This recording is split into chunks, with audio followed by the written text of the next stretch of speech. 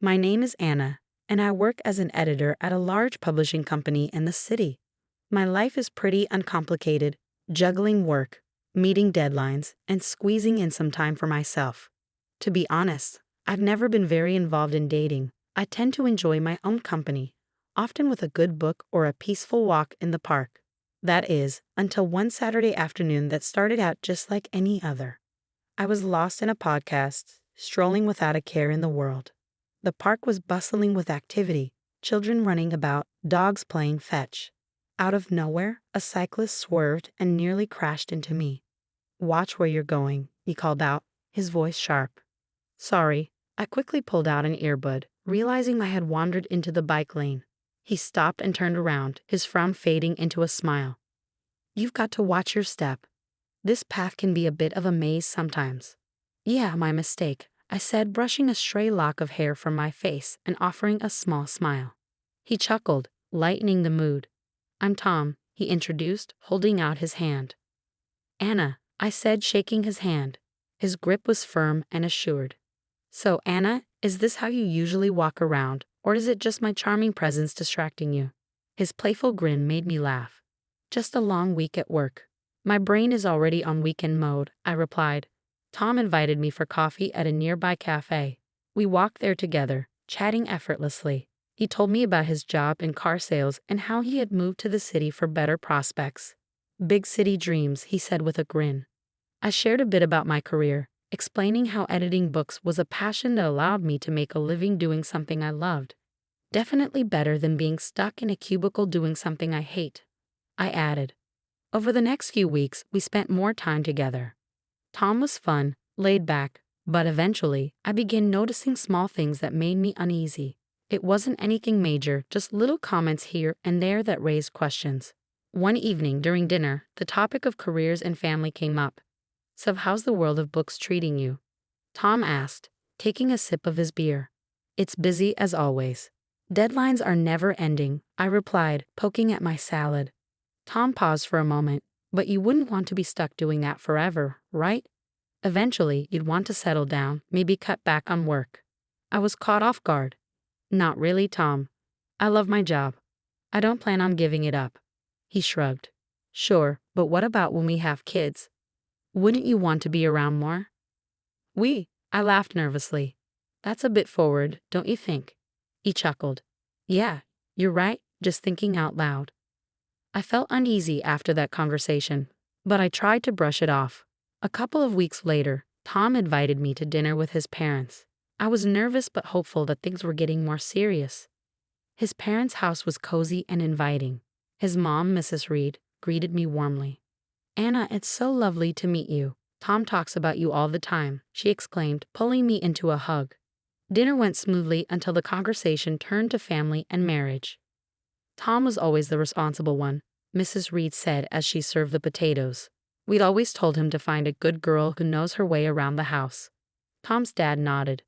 "A man's job is to provide, and a woman, well, she takes care of the home."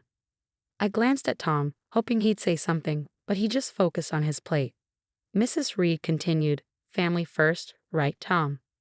"Right, Mom," Tom said, his tone almost robotic. His agreement felt like a blow to the gut. I tried to stay calm. "I've always been career-focused. I believe in contributing equally." Mrs. Reed smiled too sweetly. "Of course, dear, but priorities change when children come. A woman's place is at home with her babies." The rest of the evening passed in a blur, and as we left, I turned to Tom. "Your mom has some strong opinions about family roles. Do you agree with her?" Tom hesitated for a moment. "I think there's some truth to it. It worked for my parents." Despite the awkward dinner, our relationship continued to develop. Eventually, I agreed to marry him, though I couldn't shake the uneasy feeling in the back of my mind. Maybe I had let love cloud my judgment.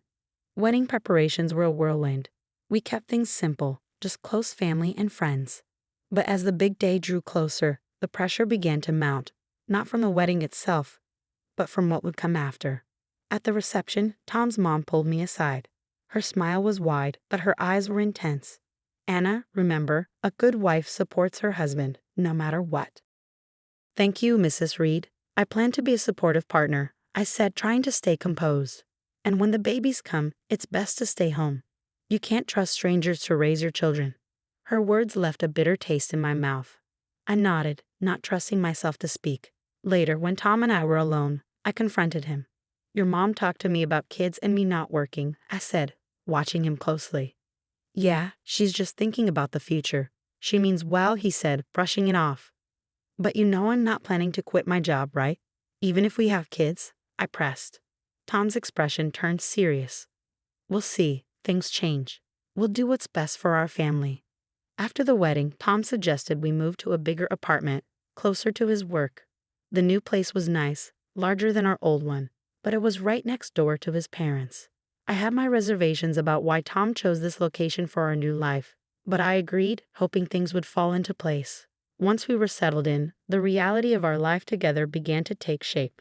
Tom often discussed his vision of a traditional family dynamic, where he'd be the sole provider while I stayed home, kept the house in order, and eventually took care of the children. One evening, we sat at the dining table surrounded by bills and budgets. I tried to explain that both of us working made more sense, especially given the unpredictable economy. "Tom, look at these numbers. With both of us working, we're not just surviving, we're saving. It doesn't make sense for me to quit my job," I said, pointing at the spreadsheet. Tom pushed the papers aside and shook his head. "It's not all about money, Anna. It's about having a real family life, like my parents did." I felt my frustration building. "But things are different now. We both need to contribute." He didn't seem convinced, and the conversation ended in an uncomfortable silence.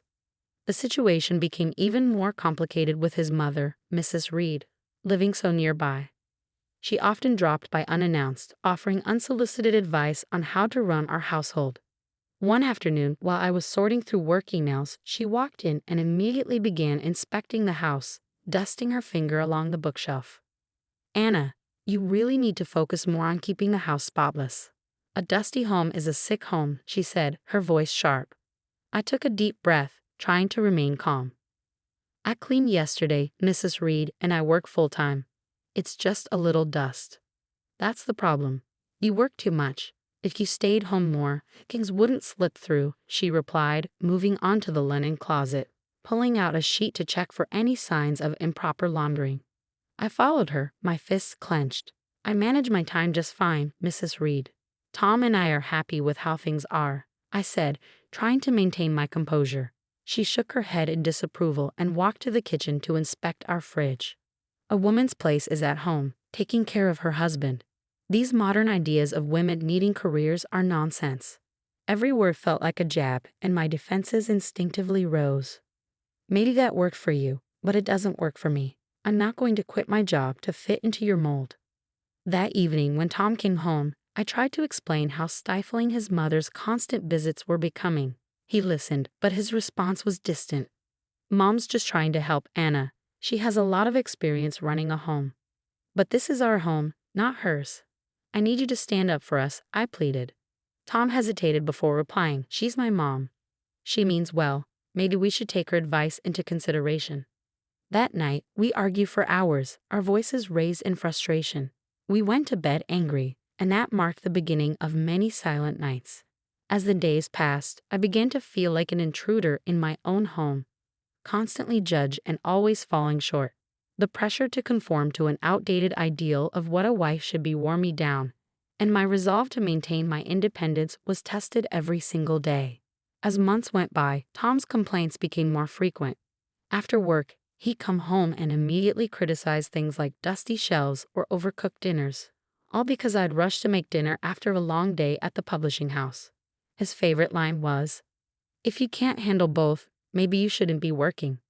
One evening, after a particularly harsh critique about undercooked pasta, Tom said, "Anna, I'm serious. If you can't meet me halfway and take care of the house, maybe we should rethink this whole arrangement." The suggestion of divorce hung in the air, heavy and unspoken. I loved Tom, and I didn't want to see our marriage unravel over this, so I made a decision that crushed me. The next day, I spoke to my boss, Ellen, about quitting my job to become a full-time housewife. Ellen was surprised and tried to talk me out of it. "Anna, you're one of our best. Are you sure about this?" she asked, her concern evident. I don't see another way, Ellen. I have to make this work at home, I replied, feeling defeated. Ellen, always the problem solver, suggested a middle ground. What if you work from home? You could manage your projects remotely. It's becoming more common now. You wouldn't have to quit. Her idea felt like a lifeline. I agreed, but chose not to tell Tom. Instead, I told him I had quit my job. He was thrilled, believing I had chosen home life over my career. So I began my new role as a housewife, seeing Tom off each morning and greeting him when he came home. But when he left, I powered up my laptop and dove into my editing work. It felt like living a double life, but it worked. I kept the money I earned from my remote job in a separate account just in case. However, relying solely on Tom's salary proved tougher than we anticipated. 3 months later, we were barely making ends meet. I tried to gently bring it up. Tom, I think I might need to go back to work. We're running through our savings too fast. His response was swift and angry. That's because you're spending too much. You need to learn how to save properly, he snapped. I was stunned. I hadn't bought anything for myself in months. I always hunted for the cheapest deals at the supermarket. His words stung deeply, mixing anger with humiliation. The next day, his mother came over with a mission to teach me proper budgeting. She dragged me to the store, pointing out the cheapest, often lowest quality products. Buy these, Anna. Stop wasting money on expensive stuff, she lectured as we walked down the aisles. At home, she showed me how to dilute dish soap to make it last longer. You use too much. You need to make do with less, she said, her tone condescending. She even started checking my receipts, scolding me for any purchase she deemed unnecessary. Why are you buying this? Stick to basics, she would say, shaking her head in disapproval. Living like this became unbearable. Every day felt more suffocating than the last. I was losing myself to their expectations, constantly surveilled and forced to live under their rules. It became impossible to continue. I felt trapped in a life of pretended submission, yearning for freedom. But for now, I held on, waiting for the right moment to break free. The breaking point came one rainy Tuesday evening. I was on the phone with my mom, venting my frustrations. I don't know how much more I can take, Mom. His mother is constantly over here, teaching me how to stretch $1 until it screams. I understand that we need to save, but this is going too far. Mom's voice was filled with both worry and frustration. Anna, this isn't right. You have to set some boundaries with Tom. This is your home too, not just his or his mother's territory. Her words gave me strength, but before I could respond, Tom stormed in, his face red with rage. Without a word, he snatched my phone from my hand. A wife shouldn't be airing her grievances about her husband and mother-in-law like a gossip, he spat before hanging up. I was left stunned, my hand trembling. Tom, you can't just take my phone and talk to my mom like that. Oh, I can't, he sneered. Maybe if you respected us more, I wouldn't have to do this. His voice grew louder, and I could see the veins in his neck bulging. Tom, listen to yourself. Can't you see how unhealthy this is? I pleaded, desperate to get through to him. But he was beyond reach. Unhealthy. My mom was right. I should never have married you. His words stung deeper than I ever expected. That's enough, Tom. I'm your wife, not a puppet you and your mother can control. I snapped, anger flaring. Then act like it, or leave, he yelled, his face inches from mine. Leave at 4 a.m. It's dark and pouring rain outside. If you don't like it, then yes. Get out, he said coldly, his eyes hard and unrelenting. I knew he wouldn't change his mind. Trembling, I grabbed a few essentials, my laptop, clothes, and phone. I reached for my purse, but Tom was quicker. He snatched it away, holding it just out of reach. You think you're leaving with this? I earned this money, not you. Fine, keep it, I said flatly, stunned by the reality of what was happening. I called a taxi, my heart racing, and waited by the door. When the taxi arrived, I stepped into the cold rain, a surreal calm washing over me. I was leaving. It was real. At the hotel, lying in the unfamiliar bed, a mix of relief and chaos coursed through me. I hadn't quit my job, and my secret savings, unknown to Tom, were my safety net. The first light of day barely crept through the curtains as I got up. Sleep had been elusive, but today would be the day I took control. I had an appointment with a divorce lawyer. It felt like I was living someone else's life. Mr. Henderson, my lawyer, was all business. Let's get to the point, he said. Are you filing for divorce? Yes, I answered, my voice steadier than I anticipated. I can't go back. He nodded, his face serious. All right, we'll go over joint accounts, property, and all the details. We spent the next hour discussing everything. He walked me through the legal steps and my rights. At the end, he handed me an envelope with the divorce papers. You'll need to serve these to your husband, he said. With the papers in hand, I returned to the apartment I'd shared with Tom. He was still asleep, probably worn out from last night. The place felt different now as I packed. Each item I put away marked the end of a chapter. Tom stirred and wandered into the kitchen, looking groggy. What's going on? He mumbled, rubbing his eyes. I didn't respond. Instead, I handed him the envelope.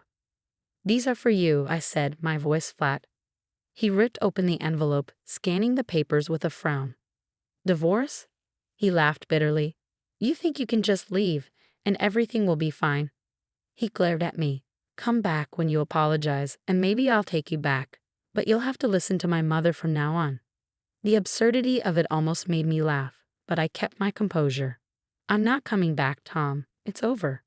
Walking out of that apartment, the air felt different, fresher, more hopeful. I went straight to the small new place I'd rented. It wasn't much, but it was mine. A place to begin again. Each step I took felt heavy, but it was the right choice. A few weeks later, I was back at work, fully engaged in publishing deadlines and author meetings. Being surrounded by colleagues reignited a spark I hadn't realized I'd lost. I was back to managing manuscripts and meeting deadlines with newfound energy. It felt good, really good. During this time, I reconnected with old friends. We went for drinks, had meals together, and slowly, I began feeling more like myself than I had in years. Their laughter brought me back to myself, and I rediscovered parts of my personality that had been buried. A few months later, I received an unexpected call. It was Tom. His voice sounded awkward, tinged with desperation. Hey, I got laid off. Things are tough. I was wondering if you could help me out financially, he asked hesitantly, and maybe we could try again. Start over if you apologize to me and my mom. I couldn't hold back the laughter. Tom, you think I'll come back to support you and your parents after everything? After you kicked me out? Now you're out of a job, and all your so-called principles went out the window. There was a pause. So that's a no, he asked, deflated. Tom, I'm doing well. And honestly, I'm enjoying my freedom too much to go back. I hope you find your footing, but it won't be with me. I spoke with firmness, finality. After hanging up, I felt a wave of empowerment. His call, though ridiculous, confirmed something crucial. I was free, and nothing could change that. Thanks for watching. See you again in the next video. Stay stunned.